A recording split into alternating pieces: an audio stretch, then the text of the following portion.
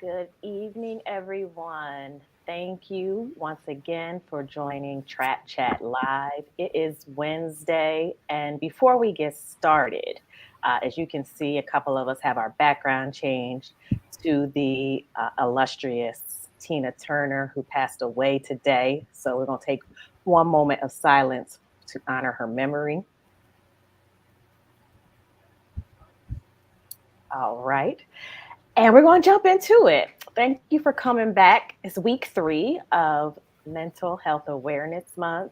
And this week, Dr. Jason will be leading the discussion on authenticity.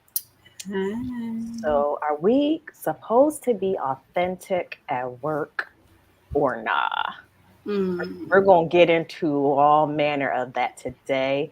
Once again, I am joined by Dr. Kendra Jason, Dr. Kimya Dennis, and Sarah K. Morgan.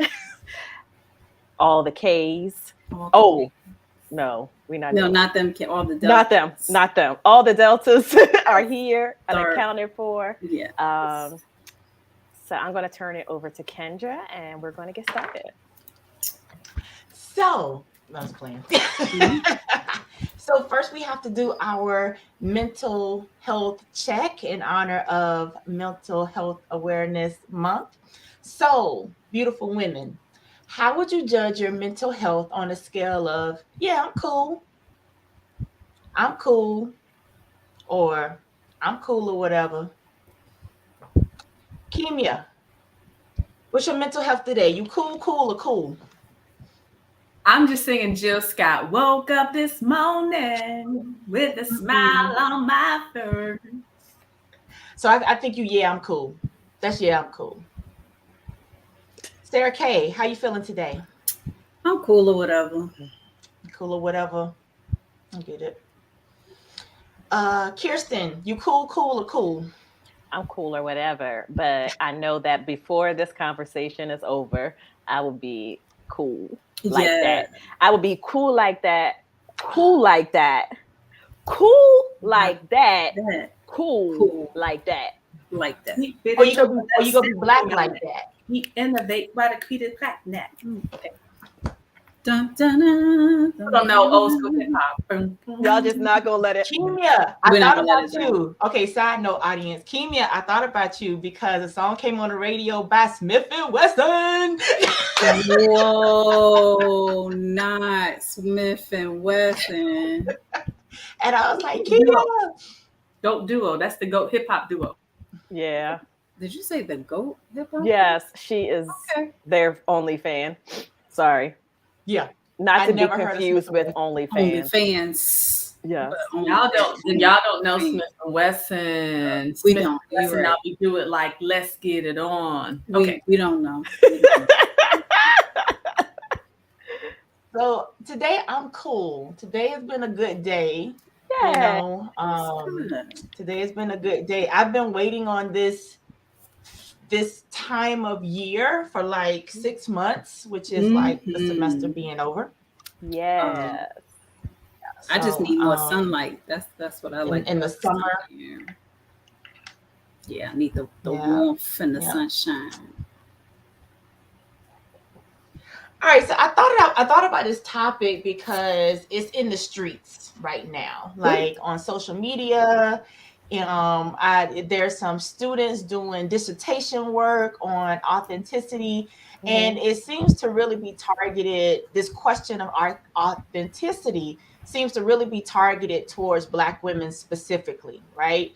And so since we all are Black women, and I mean, everyone has some degree of self-perceived authenticity, I thought it'd be a good conversation for us. So my first question for the team, and I'll start with you, Kirsten, is for you, what does it mean to be authentic at work?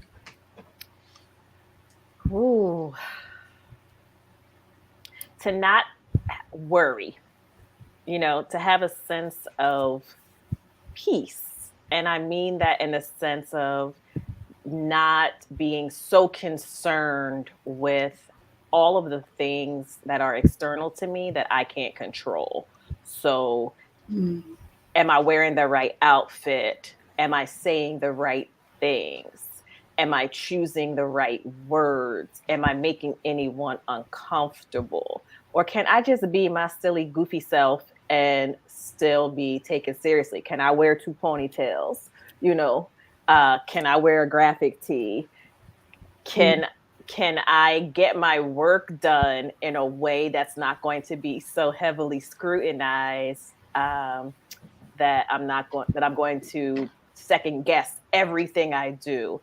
Yeah. Am I going to be able to let go of this notion of perfection and just frickin' be? Thank you. I'm gonna save my comments until we get everybody's. Sarah K, what does it mean for you to be authentic at work?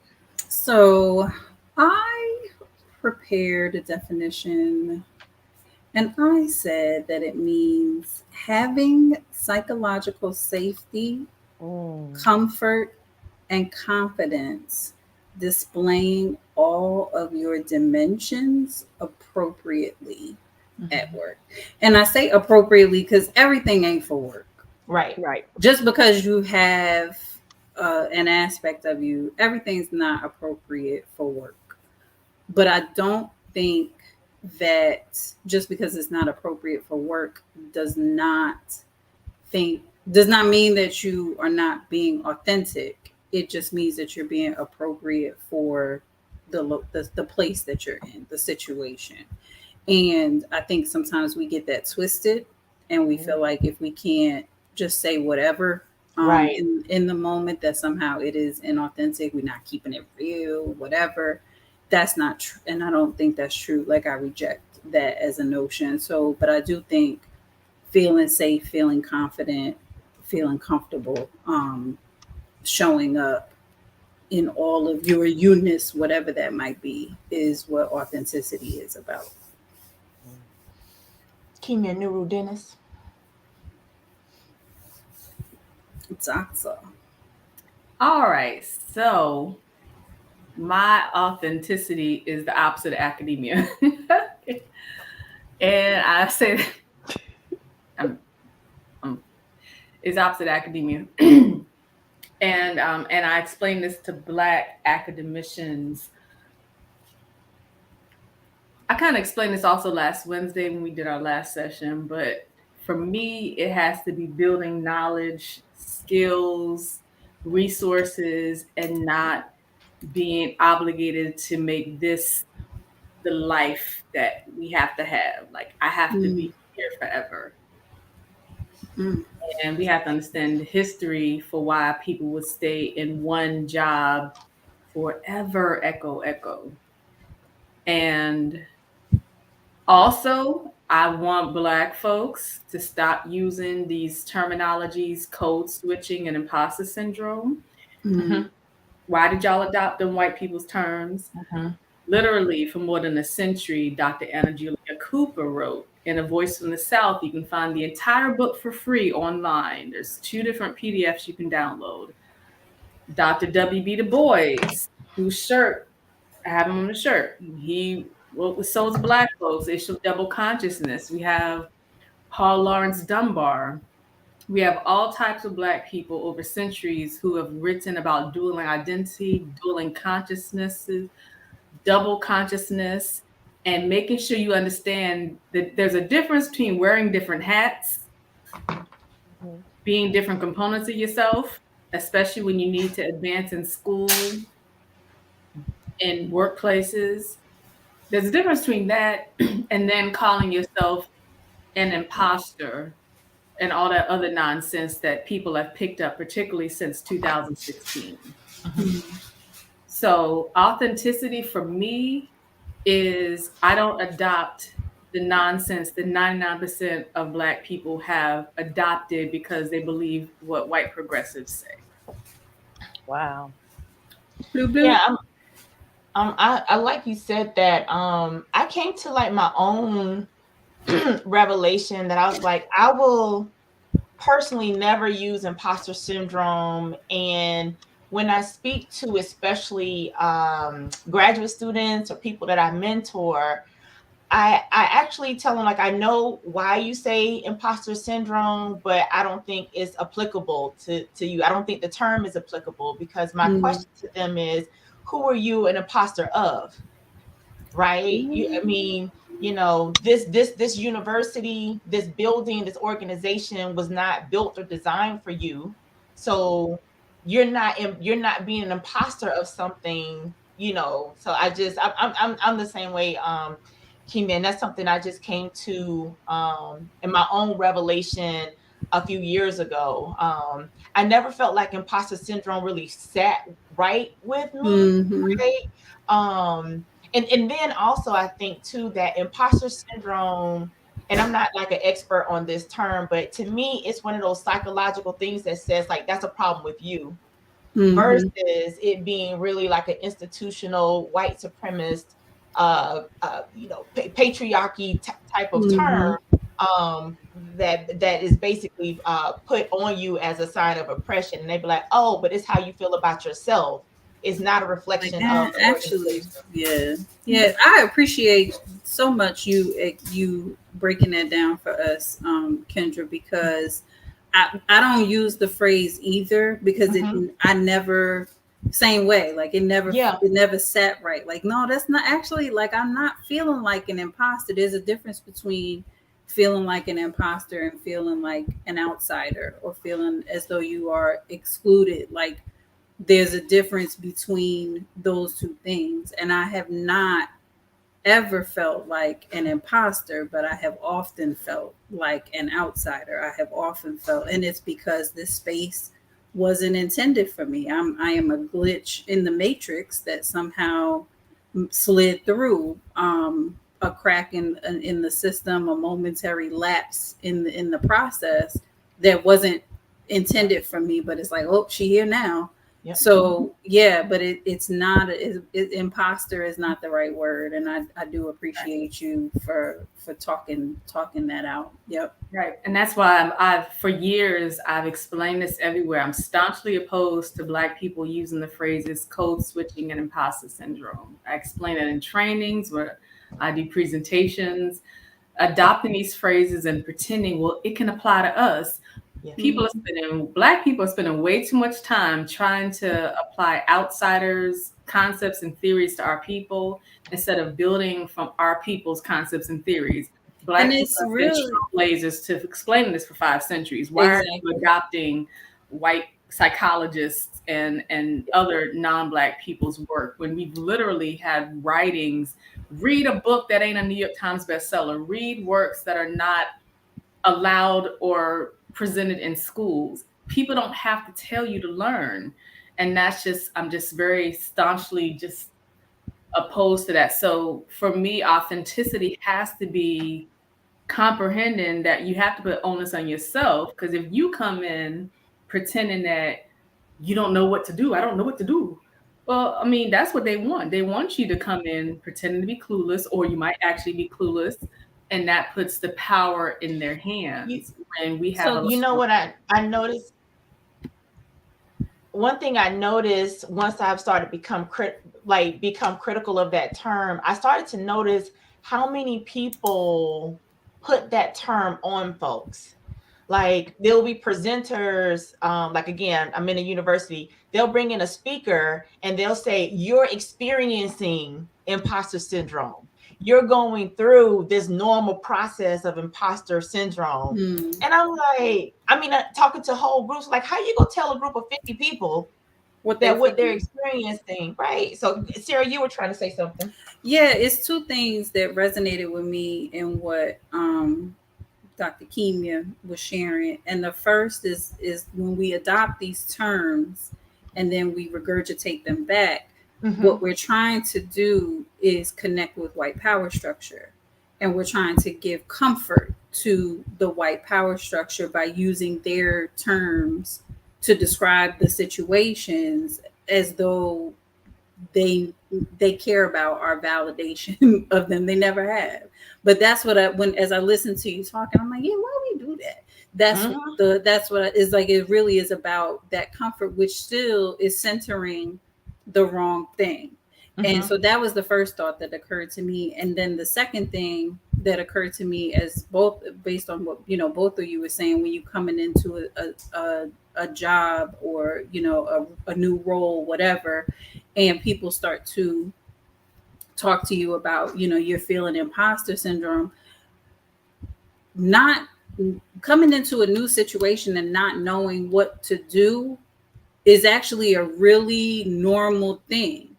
Like, one of the things my therapist has said to me over and over that I have adopted as a mantra, I share it with people all the time.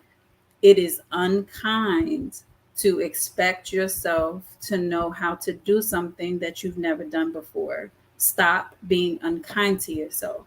And so, like, this idea that I'm an imposter because I don't know how to do something that I've never done before is trickery and mockery of the whole learning process. And they do it in particular to Black people, to women, because it's another way of othering us. It's another way of making us feel like an outsider. Like, oh, you feel like an imposter because you don't know that, but we already knew that before. Like, you didn't know this either. You didn't know how to do this either. You had to learn how to do it too. So why not just be honest and lead with a little bit of humility, vulnerability, kindness, and say, you know, I didn't know what I was doing either when I got here, but I figured it out. You're going to figure it out too. Like, why does it always have to be this way of othering us in the process instead? But I know the answer to that is that is another way to make sure that we don't feel welcome and comfortable in the space. But why I got to be like that is the way I'm feeling. But you know what the Jedi mind trick is, Sarah? Is that, again, when these people claim that anybody, like mixed groups, can have imposter syndrome, right? So again, I'm thinking about a lot of times graduate students or junior faculty, or, you know, someone new to an organization. It could be you and 50 other people of different nationalities, and they say you all are experiencing imposter syndrome. So for them, that puts you all on the same experience and the same playing field, if you will. When in actuality, no, we ain't.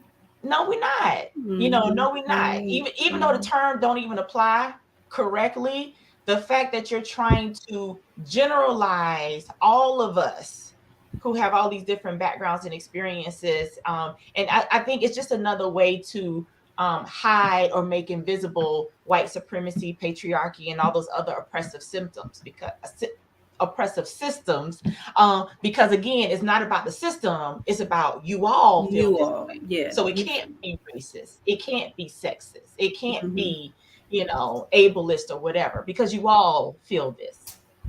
And it's I'm just going to highlight, since Dr. Jason said that, it's important to understand around the world, this does not vary by socio-political affiliation, voting patterns, socioeconomic status. One of the ways that this is perpetuated and will continue being perpetuated for the remainder of human existence is because people have been brainwashed, especially because of these news stations, and that's every news station, and social media outlets, to pretend it's only political conservatives and only a certain political view to which they personally disagree. But the whole white savior syndrome, all these things have existed for 5 centuries regarding race, and then colorism has existed for thousands of years, and then ableism, gender issues, sexuality issues have existed for hundreds of thousands of years. But these have all existed, and the whole white savior syndrome is a huge component that I always want our people to understand.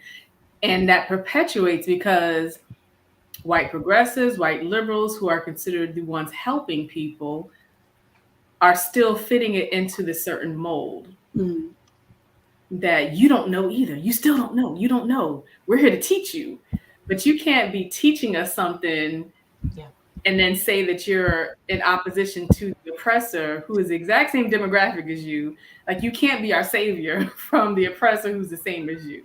And so again, every time I explain that, people get mad at me. They don't get mad at the controllers and the terrorists. They get mad at Black people who clearly explain what Black people have written and taught for 5 centuries.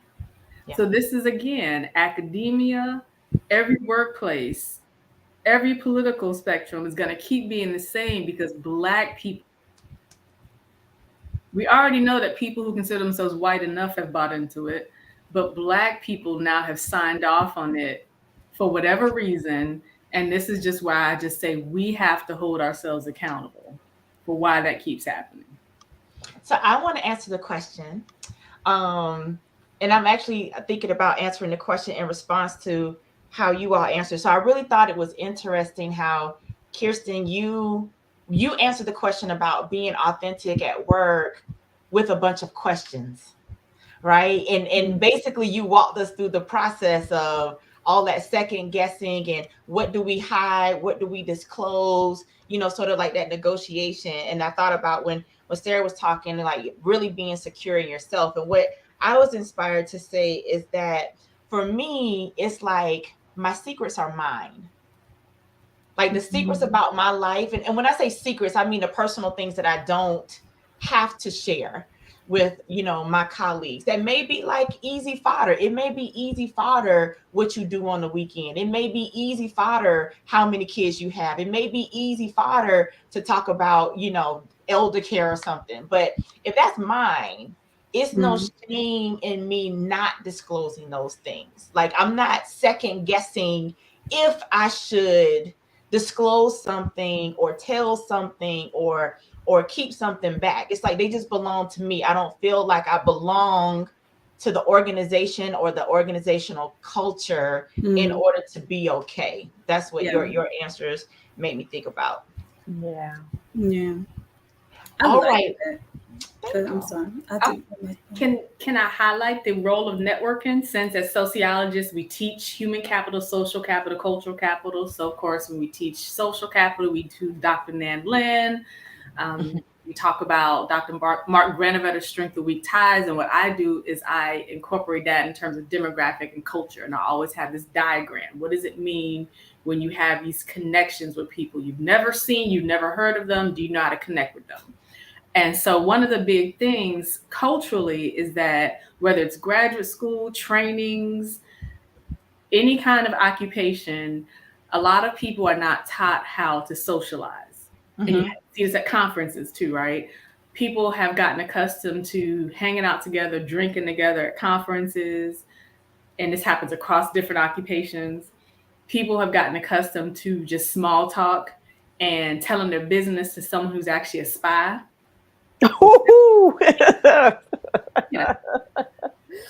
That's what Dr. Jason is saying. Is like, you have to know what can I keep to myself. And that varies by culture, because in terms of the power majority cultures, they are wonderful actors to pretend like they're connecting with you to eventually help you, right? Yeah.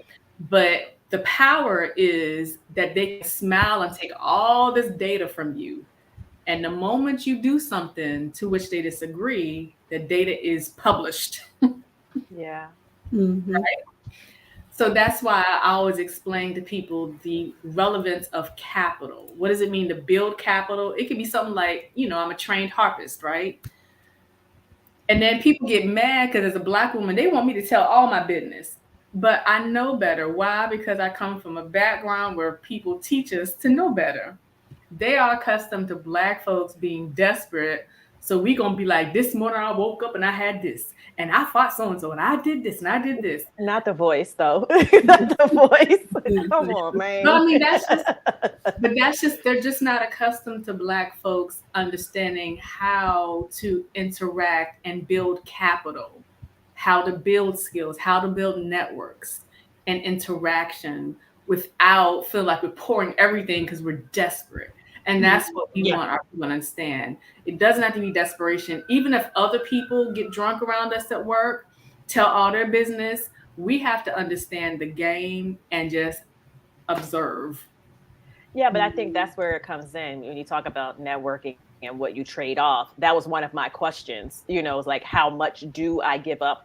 Like, what do I say to make that connection? And that's one of the things that I really shouldn't be worried about. I'm always worried about how I can connect to someone else. What can I, how can I get to a place of comfort for them instead of how can we connect to one another? Like, what do we have in common? What can we share? Do we both like Potbelly at lunch? And I don't like no damn Potbelly, but I'm gonna say you don't even like Potbelly. I don't, but I was in that area today. So like, do we all have pop? Like, do we both like Potbelly for lunch, or do both of our children play soccer? Something like that. Like, there are things that you can discuss while you're in the process of going about your day. Like when you're standing in the kitchen at work waiting for your coffee to drip, like, it's very awkward when people just coming in and you're standing there like, you stand there, it's like the Diddy gif, you looking, they looking. They looking, it's like fine weather we're having. Yeah, it's gonna rain today. Yeah. Well, awkward also just depends on outcomes, and it also depends on whether you are accustomed to being in spaces where you're not close with people, because that also varies our personality type as well. There are people who are accustomed to coming into this space. I'm cool with people, but we're not building friendships. No, I ain't coming to the cookout, baby shower. We're not gonna have small talk. So it also goes by personality type and your role too. Yeah. Because for me, being in HR for a long time, because HR is just in general, people don't think highly of it as a profession. We get mocked a lot and not trusted a lot, and some of that is deserved and some of it's not, but there was always pressure on me internally and externally to make sure that I was visible and relatable. And my natural personality is pretty introverted and quiet. So for those who know me well, I'm much better in smaller, intimate settings than I am in large settings. And so that push was very unnatural to me. And that was why I felt like I had to disclose things about myself personally to make me more relatable, so that I got to talk about my kids so that people know I have kids, so that people can connect with me. You know what I'm saying? Like I felt like I had to do those things in order to connect. And then to Kimya's point of what she just said, people will gather those tidbits about you and weaponize them against you. They disagree with you. And so then, they putting your business out there, or they're trying to keep you they want to make sure they keep you in the place that they want you to be. And so they try, then they want to weaponize that information against you. So as those things start to happen, it chips away at that confidence that you have and the trust that you have in the environments that you're in, to feel like, well, I don't know if I can. I know certainly in this environment, I got to pull back on that. And then when I move on to a new environment, I'm less willing and less open to dive right in and share things, because the last time I did that, it was weaponized against me. And so I don't know if I want to go through that again. And therein lies that cycle. And that takes a lot of time. I know we'll talk about, there's one of our questions is about that, but that takes time to resolve and heal from. And for a lot of us, we just never do. We just never do, because we never find an environment that is safe enough for us to be our authentic selves, that then will allow the healing to take place, so that we can, then come forth in that. So let me go to that question. So my question was, well, let me frame it by this. I think of, the goal of authenticity is at least a process, and an evolution, right? So the question is, how did you come to be your most authentic self in spaces not created for you? So I think Sarah kicked us off. So I would like Kirsten and then Kimya to answer. And then Sarah, you can bring it back with what you want to add from what you were inspired from our sister friends here. I don't. I don't. I don't think, because in spaces that are not created for me, I don't feel like there's any point for me to bring the fullness of myself. So I will just be enough. And I'm not using that word in a sense of like, I'm half Kirsten or I'm half ass or anything like that. I'm just saying I'm just going to be enough to keep myself safe and to be comforted with myself. So yeah, you might think I'm being 100, you might think I'm keeping it 100, but I am probably more so on 25. Like you're not going to get all of me if the space is not created for me and there are no efforts being made to change that. Yeah, I don't really see a point in me being fully me. Nah, I'm good. Like it. Kimya Neurogenis. I don't believe in her. I know. I love my full name. I don't believe in a space created for us in the first place. So, because people really want, I mean, humans in general, since the origins, hundreds of thousands of years, humans just believe that everything has to be revolved around what they want. So they like you 1 second and you're supposed to be like, yeah, they don't like you the next second. You're supposed to be like, dag. So yeah. So for me, I had to figure out my support group. And that's why I always tell people my support group are people who are consistent. It doesn't mean that they're not busy. It doesn't mean they always on the phone with me or anything like that. But it means that these are people who are supportive. It's supportive not just in terms of networking and making money. And I also, I do not trust anyone, and particularly Black folks. I do not trust anyone who defines wealth building as becoming a millionaire. I mean, you have to understand that, yeah, you can become a millionaire, that's fine. But the meaning of that varies by what we do. So I specialize in helping people's lives. I specialize in Black health, change of school curriculum, economic development. If I become a millionaire, you need to question who the hell is paying me. Like the people in power who have millions of dollars to pay you ain't gonna pay you to change and stop their terrorism of our lives, right?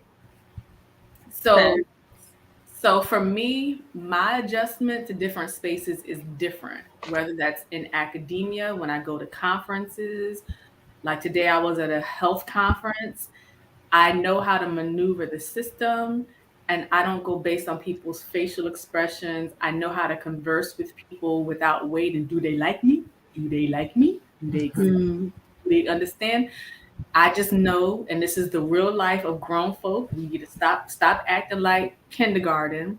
You're not going to be hanging out on the playground with a bunch of people who like you and approve you. That's just not how this works. So many people confuse that for networking. They think that networking means that you somehow mysteriously got a book list of like thousands of people. They love you. It's like Pokemon.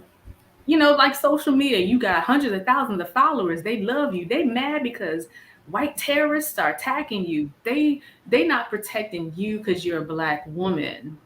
Because like they don't protect me. Because if it was protecting Black women, they protect all of us who are harassed by terrorists. They're protecting you because they can drop your name. Name dropping is for their advancement. It ain't about you. So that's how I handle environments. I don't assume too much from most spaces. And I understand what Black folks have explained for centuries and not what Black folks started explaining in 2016. Sarah K. Morgan. Ooh. So for me, I would say my turning point toward more authentic living in my workplaces and spaces was probably 2019. I just stopped giving a damn what white people think, right? And I literally wrote a blog post about it because at the end of the day, people these, and as Kimya said, terrorists, haters, frauds, colonizers, like whatever, pick what you want to call them. They're going to hate on you anyway. So I might as well say what I want to say, do what I want to do, show up how I want to show up. Because at least then they hating the real me. I'm not worried about them, because part of it for me, right, there was a moment, and I don't remember it specifically, but there definitely was a moment in my one of my workplaces where, because I was so guarded in my reputation, because I didn't feel like I could show up a certain way, that I remember having a conversation in my own head where I thought, well, if they knew this about me, like if they knew that about me, then they wouldn't treat me this way, right? But then I had to like check myself, because if they made me feel safe, I would be able to share that aspect of myself anyhow. So it's not going to make a difference. And when that hit me in the shanana, I realized that, okay, I have to stop contorting myself in these environments. And because it's not as though contorting myself is leading to any better outcome. Yeah. So I might as well just be who it is that I want to be. I remember I took a job and I started that, and y'all, it's for me, it's summertime. We at Memorial Day, it's summertime. You all have known me long enough to know in the summertime, I go to the pool a lot. I like the water. So I don't go to the hairdresser. I do my own hair, which is why it's in its natural state. During the winter months, I do go to the hairdresser more often, and in those times it's pressed straight. And I started a job in the summertime and had to have a lot of internal dialogue with myself about what I was going to do about my hair. Yeah. And ultimately, because I was new and I wasn't in a place where I was yet comfortable enough in the environment and confident enough in myself to show up authentically, I kept going to the hairdresser. I didn't do my water aerobics, the things that I normally do, trips to the beach, trips to the water parks, and things that I normally like to do, because can't mess my hair up, right? That is malarkey, okay? That is shenanigans and malarkey. And I'm not, and would I do that now? You're going to get all the whatever this is. I can remember a time when I wouldn't talk about my love for trashy reality television in the workplace. Now I wear that as a badge of honor. Did I watch Best Funeral Ever? Yeah, I did. And what? It was a fantastic series. And it deserved a second season. How about that? Did I watch Pregnant and Dating? Yeah, I did. And it was entertaining. Okay. Do I watch all the Love and Hip Hops? As a matter of fact, I do. Since the beginning. And what? Okay. I love my reality TV. Martha's Vineyard show. I'm waiting for you to catch up. I know I got 3 episodes in the DVR. I promised you that I would have it done by Sunday. And I'm going to have it done by Sunday. Shout out to the homie Preston Mitchum. Why did you watch a show about funerals? My mama made me do it. How about that? Mama made me do it because she said, this is the most Inish thing that I have ever seen on TV, and I need you to watch this. And shout out Miss Bunny. Okay. Yes. And what channel is that on? That was on TLC. It had 1 season of 7 glorious episodes. I gotta look it up before it was. But yes, and I've been watching and loving reality TV since the very early 90s with the very first season of The Real World. Yeah. I watch all that. All right. I watch all that. I've been watching Teen Mom so long that the babies that was born in the first season are teenagers themselves, older than when the mamas had them on the original Teen Mom. And and I have zero shame in saying that to a public audience anymore. Hate me if you will, whatever it is that it makes you think about me. I be that. I love my reality TV trash. The end. So I can't get over the funeral show. Somebody made a show about funerals. Somebody made a show called Best Funeral Ever, and it was classic, terrible reality show. And as was Pregnant and Dating, it was epic reality trash. Get into it. That said, I think what aggravates me about the question of authenticity for Black women is one that we like you asking us to be authentic instead of asking us what you've created in the space that doesn't allow us. Like, it's the wrong question, first and foremost. And then second of all, for Black women, I feel like, shout out to Love After Lockup, my bestie in the chat. Thank you.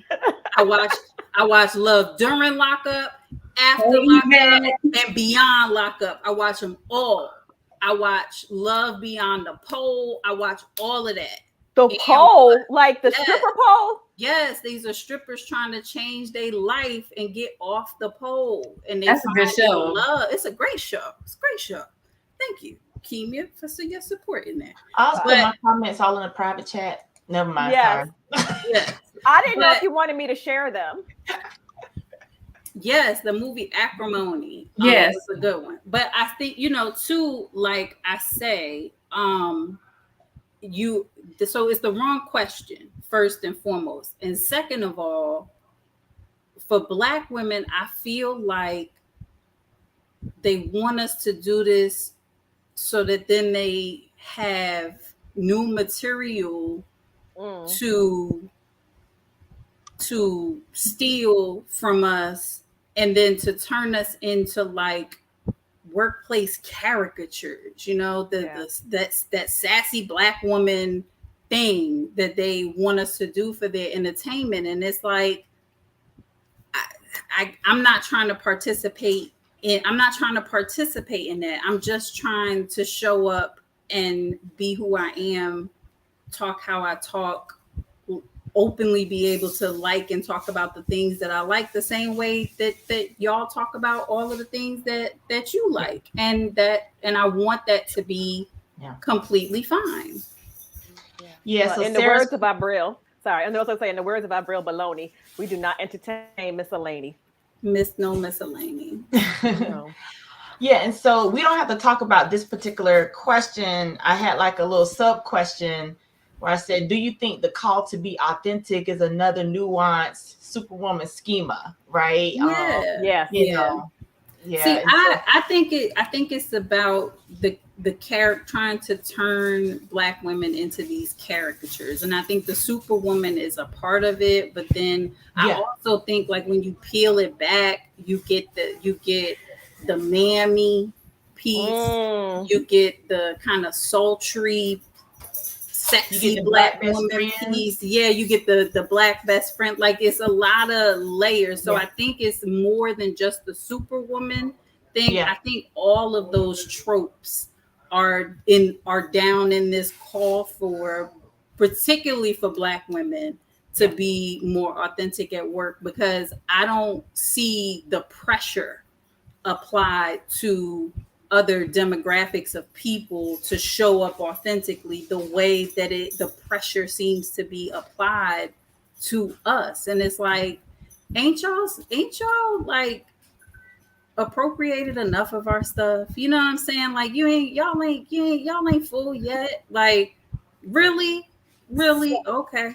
So the people, I'm sorry. I was gonna say, I wanted to get to the next question because I gotta have time for my shenanigans. You're right. I'm sorry. So I want to start with Dr. Dennis on this one. You can do either or both. All right. So what would you say are the advantages and or disadvantages of being authentic to yourself while navigating, say, your way up?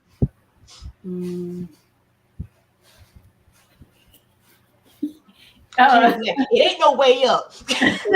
Yeah, you know it's coming. You know it's coming. You know it's coming. Way up. But I mean, The as only you try way to, up. as you Remy try Ma's to way. aspire in the areas that you're in, like, what are the advantages or disadvantages that you experience? Again, kind of in short, because I want to get to everybody.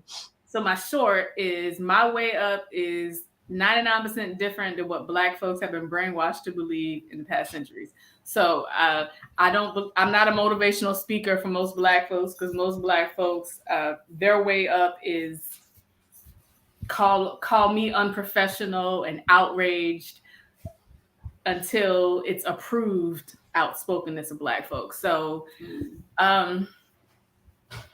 so the way I operate, it has pros and cons. So when I'm quiet as Leo, you know, I still have an eyebrow up. I know when to not say anything. Yeah. I know what to ignore. And that includes with fellow Black folk. I don't, you know, as a Pan-African Black nationalist, I don't pretend that most Black people are in line with change making that will be uncomfortable, inconvenient, and counter their life script and their 1 + 1 = 2. That means I got to make massa happy to get this career advancement. Most Black people will not counter that false life script. They will pretend they counter it when they speak out in trainings on LinkedIn and elsewhere, but 99% of Black people don't. So I maneuver the system without worrying about non-Black people's outrage in that sense. And I have to also comprehend what most Black people have been brainwashed to comply with and do what I do. And it's going to offend a lot of people because they are accustomed to permission and submissiveness. And I signed off on neither. Awesome. Thank you. Kirsten, what you got?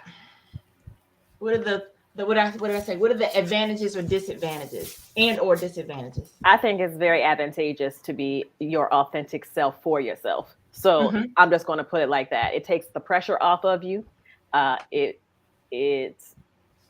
puts a stop to you me asking myself those questions that I asked at the beginning, and it gets me to the no much quicker. And y'all know that's my goal. Get to the no. Yes. Get to the no, because what's for you is for you, and the people that want to deal with you as you, they're not gonna, you know, they're not gonna go away because you said something wrong. And the people that don't want to be around you, they just looking for a reason anyway. So give it to them early. Like, I think it's very advantageous. And also, like, why would you want to discount yourself? Like, why would you want to put yourself in a situation where you're not being true to you? Like, that's too much. Like, that kind of shit make you, ooh, sorry. She always the one who do it too. She always. It's your show. Like, we're sorry, Mama Dee. We sorry. She did it again. I didn't say the F word this week though. You did last week though. And see how she be telling? Dr. Jason ain't gonna let you make nothing down. I mean, she not lying. But... She's not lying, but listen. Anywho, it's advantageous to be authentic to yourself, especially as you're navigating your way up. Because, like I said, you'll get there much quicker because you're not spending so much time with the, you know, maybes. Yeah, you get into the no's and you getting closer to the yeses. Sarah, what's your answer? So I think I'm just gonna say the disadvantage is when you show up as your authentic self, particularly when that authentic self is not white, male, cis, hetero, Christian, wealthy, traditionally educated, able-bodied, you know, all those things. When you show up when you show up as your authentic self and you are not those things, you are going to have moments where you don't feel welcomed and you don't feel accepted. So that is a disadvantage because it hurts. And we've all had to deal with that hurt at some moment in time in our careers recently or in the past. And a lot of times the hurt repeats and compounds in ways that it doesn't even allow you space to fully heal. And the processes, and I'm looking at my own profession. Not shout out, but I'm looking at you, HR. The processes that are in place to address and resolve these issues for us and to provide us support they fail us over and over and over again because they're not built for justice and healing. They're built for the protection of capitalism and the systems that fund it, which are inherently sexist and racist. So yeah, but as long as you know all that going into it, to Kirsten's point, they're gonna hate you. I mean, they're gonna hate you anyway. So they might as well just go ahead on and hate the real version of you so that you realize early in the process, this ain't the place. And you can go ahead on. My dad used to say, that you shouldn't have so much stuff in your office that you can't stick your hand out, turn in a circle, scoop all your shit in a bag and roll out. And that's true. He's like, if you need a box in order to go, you doing too much. You just stick your hand out, make one circle, scoop your shit and go. Or just flip it. Right. Just flip. I'll flip all this shit because we from Jersey anyway. So, but yeah, you don't get too comfortable. Pack light because you never know when it's gonna be time for you to stick that hand out, and go ahead on and get your little bag and roll out. So shout out to the memory of your dad because you told me that years ago, and when I got laid off from Harris in 2016, I was done. Like they were like, "Do you need?" I was like, "No, I don't need nothing. Hand me the folder. I put that in my tote, in my purse, and I'm out." Yeah. Yeah. Thank you, Mr. Bush. All this packing boxes. Ain't nobody packing all these boxes. Ain't nobody got time for that. Ain't nobody got time for that. Shout out to Sweet Brown. Ain't nobody got time. And shout out to the comment section and we see y'all. Thank you always, Jamila and Yvette. Thank y'all always. I've been holding it down all week. Yes. Freedom is no fear. Trust your discernment. So I'll say this to make this my short answer. It's less about me and more about Kimya, actually. So wait, what? Kimya is one of my people who I see as a mentor in their authenticity, right? And the reason why I see it as an advantage, even though like I could speak, I'm not gonna speak to her whole experience because that's not y'all business. But as she has faced hardships in being authentic, she has, in my opinion, from the outside, never waned to that. Right. And so what it has caused her to do, or her response is rather, is that she's a creator. And it really makes me, it really makes me appreciate, not to say like if you're in an organization and you cool it and then you just cool, this ain't about you. Like, don't take it personal. But I think for people who are often pushed to create because they can't be authentic in spaces, and people only want to invite you in as long as they can control what they feel your authenticity is, right? And make it befriended. But once it gets out of their grip, then they flip the script on you. And so it's Kimya, and I have a few, unfortunately too many, but a few other folks who have just always shown up as who they are, no matter what the consequence is. And I think Kirsten, you like, you get to the know much quicker, right? And they'll be like, I can't think of her doggone name. Oh, so let me go to the shenanigans, right? Shenanigans. So in honor of the late great TT, R.I.P. TT. we got some rapid fire questions, and so our gallery, you can participate as well. So first, I'm just a little trivia, a little TT trivia. The TT is right. I'm gonna call on you because I don't want everybody saying. I thought we had a buzzer. So, Kimya Nuru Dennis, what is the full legal name of Tina Turner? You better not Google. Oh, I already cheated on that one because I knew it was gonna be asked. So you might have passed me because I done cheated on that. But you got a preview? Kirsten, what is the full legal name of Tina Turner? I only know Anime Bullock, but that's okay. That's it. Yeah. Okay, Sarah. When you said full, I was like, wait, is Anime her first name and she got another middle name? Like she got a confirmation name? She got a confirmation name? Like what? Thank you, Yvette. Yes. All right. Okay, so Sarah, what is Tina Turner's hometown? Nutbush. Nutbush City Limits. Nutbush, Tennessee. Nutbush City. Okay, let's see if Kimya knows this one. This is a religion. She done Googled all the questions. She done Googled it all, but that's okay. Tina, this is religion. She grew up as what, and she later became what? Oh, I know that. She grew up as. Okay, I was gonna say something. I ain't gonna say it. She grew up as somehow Christian, and then she became Buddhist, right? Yes. She grew up as Baptist and she became a Buddhist. See, I censored myself, y'all. Okay, Kirsten, what country did Tina Turner live her final years? Switzerland. Correct. Oh, that was good because I didn't know. I knew it was somewhere. He lived in like some big old castle. Yeah. All right, so now the fun part. Okay. Do you me? Oh, I'm not singing. Sing your favorite line, just a line, of a Tina Turner song. Ooh. I'm gonna sing mine first. Oh, she's gonna sing her first. Okay. You must understand that the shoulders hand makes get it with the shoulders. Hands down. Hands down favorite. Oh, it's the shoulders for me though. She hit it. Sarah, what's your favorite line? You gotta sing it. I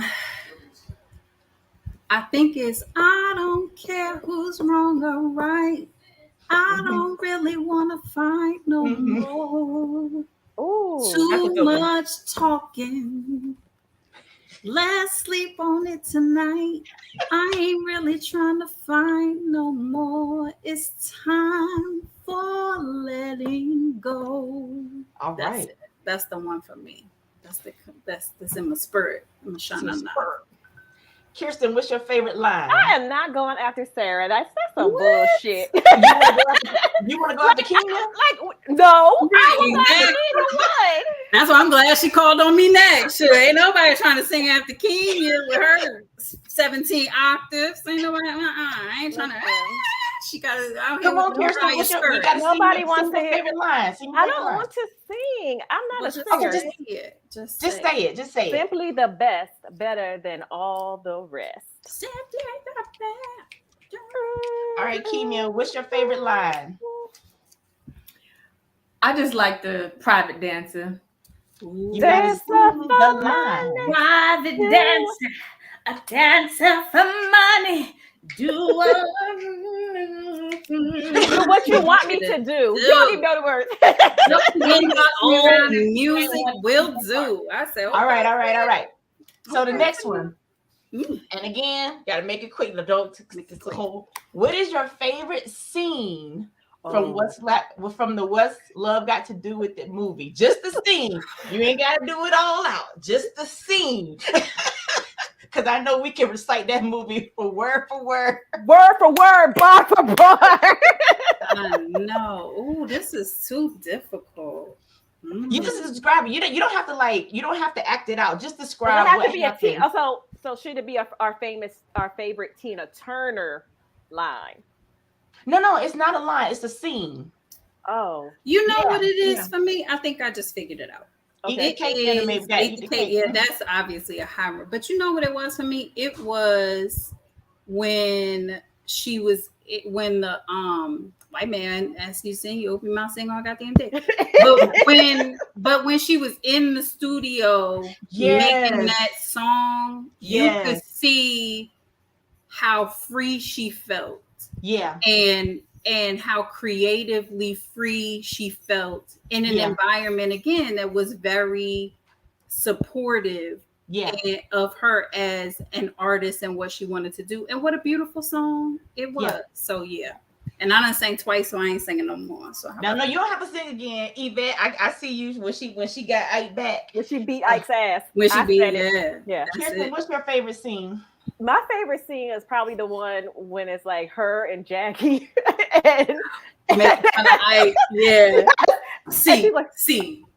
Because what I done said, that is. That's a good yes. He's like, we got Santa at home. My favorite. Listen, my all-time favorite. Find your way. And then she be like, don't do that, Jackie. Don't do that, Jackie. What'd you say? My favorite. Yeah, I like Kimya, what's your favorite scene? My favorite scene is actually when she started to do the transition to Buddhism. So when she first started the meditation, Naya Renge Yo, and that piece. Yeah. So actually, that's my favorite scene. And that part where he started where she chant, and then he started turning the music up louder. He was such a bastard. He was such a bastard. My favorite scene, I guess one of them, because I know it's hard to do a favorite, is at the very end of the movie when Ike comes to visit her in the dressing room and she is unbothered by Ike. And then he get frustrated. One of my favorite lines is, I wonder when the old Ike Turner was going to show up, right? Ooh. And she just left. And I was just like, oh. I like when she broke the window in his car too. He said, "You done messed up a perfectly good automobile." and the best line in that whole movie is, "Ike don't need no help." You trying to help? I don't need no help. Angela Bassett and Lawrence Fishburne, they still working to this day. So they was acting together since Boys in the Hood. I got one more if y'all can do it. I think I already did mine. Okay. What is your favorite Tina Turner dance? I think I already did.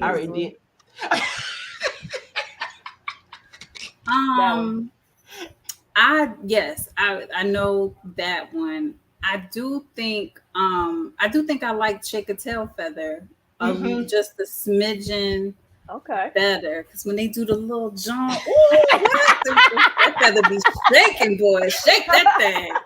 Yeah, I really did like that. And then the little skip step that she did in What's Love Got to Do with It. Like that's one thing about like once Tina Turner really got on in the 80s, like she talked, she did her little disco era in the 80s, but once she got on in the 70s, but once she got on in the 80s and she was really doing the music that she wanted to do, she wasn't about all that dancing and all of that no more. She let all that go. She like, you gonna get this little skip step and these shoulders, and that's all you getting out of me. And I have much respect and appreciation for that. Hit him with the shoulders, Tina. Kendra. You gotta hit him with the shoulders one more time. She up in heaven right now. Hey, rest in peace to wonderful 83 years. Yes, 83 years and so many memories and so much good music and message that she gave us so much legacy. Thank you. She gave us so much. So again, that's today's episode. So again, mental health, I think, today, mental health awareness. We got one more, right? Next week. One more next week, next Wednesday, but we're going back to our regular time, 2:00 p.m. Eastern. And Dr. Kimya Nuru-Dennis, 365 Diversity, will be the host of that episode. It is our final Mental Health Awareness Month panel. We appreciate you guys sticking with us, and we hope you come back next week. And also, that's just another reminder, I haven't gotten no messages in my inbox yet. I'm giving away 4 Dr. Kendra Jason books. I got mine. Show it. Show the book. You got the book. I bought mine. You got the dub book. I got the third book. The Yeah, dub book. I got my book. All right. Thank you, Jamila. We appreciate you. Thank And you. shout out to my internet today. My internet showed up for us. It did. Yes. Well, one device. I did pray over it before we started. I did pray over it before we started.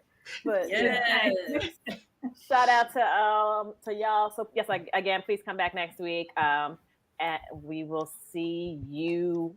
Not the same time. We will see you next Wednesday, May 31st, 2:00 p.m. With the final Mental Health Awareness Month panel. Have a good one, guys. And happy Memorial Day to everyone who celebrates. Oh.